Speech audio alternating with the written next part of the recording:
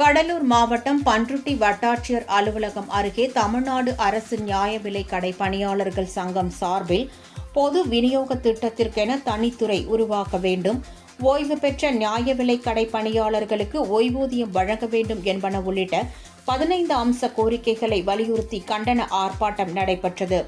இதில் சங்கத்தின் வட்ட ஒருங்கிணைப்பாளர் முரளி உள்ளிட்டோர் கலந்து கொண்டு கோரிக்கைகளை வலியுறுத்தி உரை ஆற்றினர். இந்த ஆர்ப்பாட்டத்தில் 100க்கும் மேற்பட்ட பணியாளர்கள் கலந்து கொண்டு கண்டன முழக்கங்களை எழுப்பினர். தமிழ்நாடு அரசு நியாய கடை பணியாளர் சங்கம் மாநிலம் தழுவிய 3 நாள் தொடர் வேலைநிறுத்தம் நடைபெற்றுக் கொண்டிருக்கிறது. முதல் நாள் போராட்டமானது மாவட்ட தலைநகரிலும், 2ஆம் நாள் போராட்டம் கோட்ட அளவிலும், 3ஆம் நாள் இன்றைக்கு வட்ட தலைநகரிலும் போராட்டம் நடைபெற்றுக் கொண்டிருக்கிறது. எங்களுடைய பிரதான கோரிக்கை, பல துறை கட்டுப்பாட்டில் இயங்கக்கூடிய ரேஷன் கடையை ஒரே துறையின் கீழ் கொண்டு வர வேண்டும் என்று கோரிக்கை வைத்திருந்தோம். மாண்புமிகு தமிழக முதல்வர் அவர்கள் 236 தேர்தல் வாக்குறுதியை அறிவித்தார். அறிவித்த 5 ஆண்டுகளாகியும் இன்று வரை நிறைவேற்றப்படவில்லை. அதனால் உடனடியாக தனித்துறை அறிவிக்க வேண்டும். ரேஷன் கடை பணியாளர்களுக்கு இதுவரை ஓய்வூதியம் வழங்கவில்லை, ஓய்வூதியம் வழங்க வேண்டும். பெண் பணியாளர்களுக்கு இடையாளர்கள் நியமனம் செய்ய வேண்டும்.